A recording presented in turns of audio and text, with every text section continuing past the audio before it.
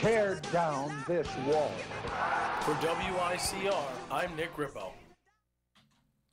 Welcome back to Brunch with Abby and Kate. How are you, Abby? I am just dandy. Are you ready to talk about entertainment? I am so ready to talk about entertainment, starting off with Dancing with the Stars. So Monday night, they had their individual dances, and it was also the stars icons who like inspired them in their life. Yes, that was very sweet. So let's start off with Andy Grammer. Oh, that was so sweet. He did his dance for his mom, and I was so sad that he got voted off. I am too, but he said in his exit interview, he said, it was nice to go out dancing for my mother. He goes, and that's a perfect last dance for me. He's like, I'm happy with that, which I think is very, very kind. He said he's had the best time on the show. He came to, dance because that's what his mom loved. So I thought that was so sweet. It will be nice to see them back in the finale. Nick Carter, he was a good surprise this week. Holy cow. Nick Carter was amazing. I mean, it's contemporary. It's pretty easy for the guy to look good, but still, like, that was awesome. It was awesome. They got a perfect score. Mm-hmm. It was nice that, they him and his wife Lauren announced their pregnancy on Dancing with the Stars. I don't know. That was a little weird. I wasn't sure how I felt about that. They were like, here's a box. We're going to tell you what the gender of your baby is. I was like, I mean, I think it's cool. They announced Allison's pregnancy on the show. Yeah, that was cute. I think it's something that I think is special to them, and then they share it with the whole world pretty much at once, and then it goes viral, and then they don't have to like. Yeah, that's share true. It's probably easier for them. That's true. How do you think Bindi and Derek did with her inspiration, Grace Kelly? I love Bindi. First of all, her dress was gorgeous. Second of all, Bindi's awesome. Did you see her feet? I know, like she was just like, it's all good. I don't care. It's been like this since the beginning. It's fine. I'm like, Bindi, I wish that I was you. She's like, oh yeah, 4 toenails have fallen off. It's all good.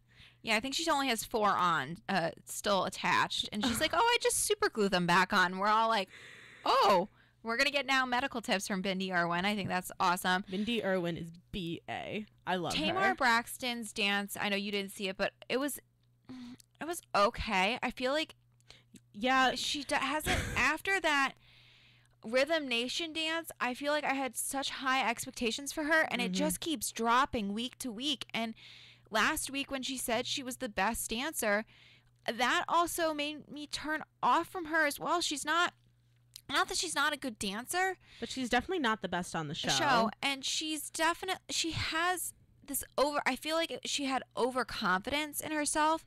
But, in her package, she said, either I come off cocky and overconfident, and some days I walk into this dance rehearsal space with zero confidence. Well, yeah, I can understand that. And it might also just be her trying to psych herself up. It might just be her way of doing things. Right. And, I mean, it looks bad in the packages. But, I mean, like, if that's her way of pumping herself up, then who are we to judge her?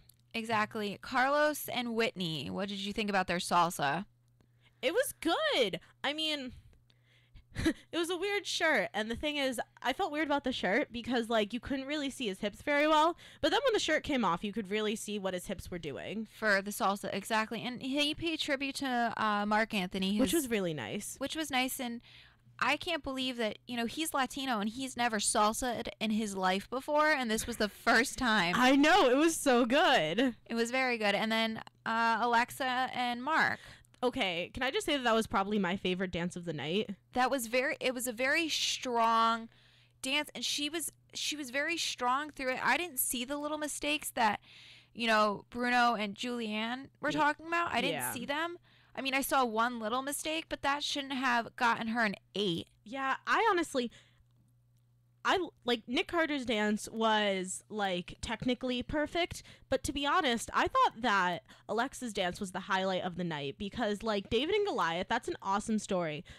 And the way that Mark did it with him standing behind the screen and, like, looking like a giant and then her dancing on her own for a little while was awesome. And it was smart for him to showcase her and her. She's a good dancer. And her dancing ability because she's come such a long way since the beginning of the show, which is awesome. And then, Nick Carter won immunity. Yeah. from the dance off. So ABC app is a jerk because it shut off while I was watching it. So thank you, ABC apps. I didn't get to watch the dance offs. So I can tell you a little bit about it. Bindi picked Carlos to jive. Carlos won unanimous vote from the judges, so they got extra points. Alexa and Tamar went head to head, and Alexa won the 2 points. Okay. And they did a cha-cha. And then, we forgot to talk about Alec and Lindsay. Their dance was okay. It wasn't really, I forgot about it. It was wasn't forgettable. I mean, it looked good, but I completely forgot about it. completely forgot. So Alex and Lindsay went up against Andy and Allison, and Andy and Allison got the extra points for their samba, and that was the first time either one of those two had samba'd. Wow. And that was through a dance off. So that's got to be difficult learning they had to learn 4 dances this week. That's ridiculous. They had to learn their individual style dance. They had to learn the samba, the cha-cha, and the jive because they didn't know which one they were getting picked. So funny, Derek Huff and Bindi were like the highest scorers, and Derek Huff goes, okay, so who wants to jive? And Tom Bergeron is like, Derek, you can't pick the style of the dance, and you just get to pick the people you want to go up against. And he's like, no, Tom, I'm psyching others out. And so Carlos and Whitney were like, we'll do jive. And then they had like a little conversation. They're like, do you want to throw them off and give them a samba? They're like, no, let's just do a jive. So that it worked to Carlos and Whitney's benefit because they did a very, very good jive. Mm-hmm. I love Tom Bergeron. So now there's only 6 couples left, and the season finale is coming up very, very quickly. It's the week of Thanksgiving. That is going to be crazy. That's going to be a crazy week. I'm excited to see, where these stars go. I think this coming week, I feel like Alec is probably going to go. Alec or Tamar, they're the next 2 to go. And I feel like I think Tamar's losing votes because of her attitude on the show. But I mean, also she isn't.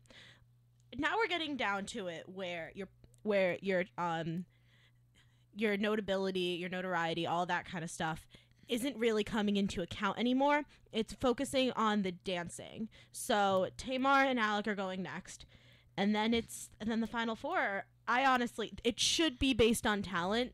Bindi, Nick, Carlos, and Alexa. Those are the 4 that actually have very good dancing ability. Mm-hmm. And I feel like the final 2 will probably be Bindi and Nick Carter. Absolutely. It could go either way with Alexa and Carlos 3rd and 4th. Yes. I don't think that they're in the top 2 spots. But the thing is, I have faith that Alexa could pull through.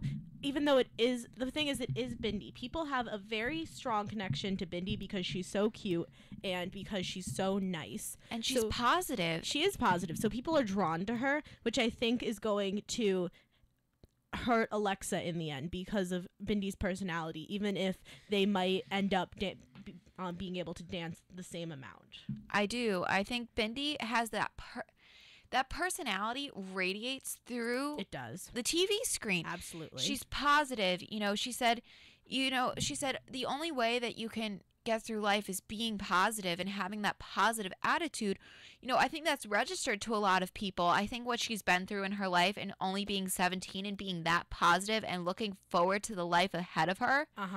I feel that a lot of people from age 90 to probably age 5 feel that's so wonderful to see and so wonderful to hear. Absolutely. All right. So we have some more entertainment news. Kate, do you want to go into that? Sure. So tonight, the Country Music Awards, the CMAs, are on ABC tonight at 8 p.m.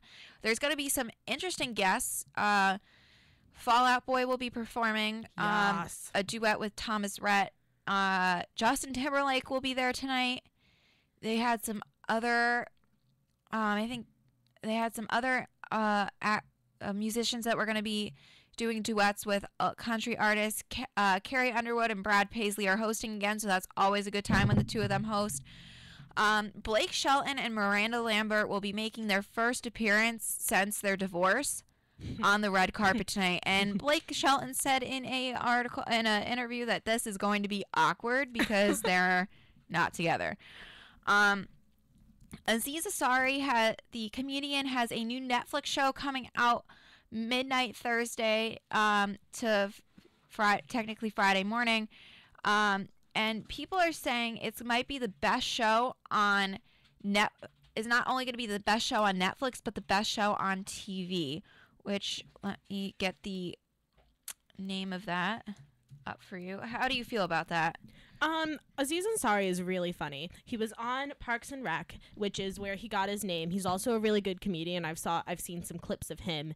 So I have faith in this. I'll probably watch it at some point after I finish binge watching everything else on Netflix, because Netflix is addicting, as everyone in college knows. What do you do? Are you going to write the essay or are you going to binge watch Netflix? You're going to binge watch Netflix. So Aziz Ansari's new show is called The Master of None, and actually a fun fact that his real parents in real life play his parents on the TV show. That's awesome. I think that's really cool that you can incorporate your parents into something like this. They've got some really cool actors coming in. They've got Claire Danes and Busta Rhymes going to be in the show as well. Awesome. Which I think that's awesome. I think that he's broadening his, he just came out with a book. I think he's really broadening his brand, and a lot more people know who he is. There's TV networks are looking to study what viewers are responding to by using infrared cameras to track eye movements and facial recognition. The subjects will also be hooked up to skin sensors and heart monitors, according to the New York Times. How do you feel about this? I don't know. I mean, as long as it's being done in a lab, people are signing their consent to it. There's not really much I can say about it. I mean, it's so that they can figure out what people are looking for in ads and stuff.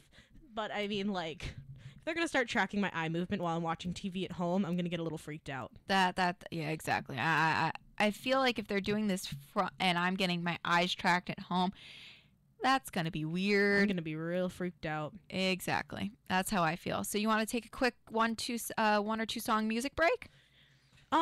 Sure. Okay. So we'll be back. WICR presents This Moment in History. This neighborhood war has sent men, food,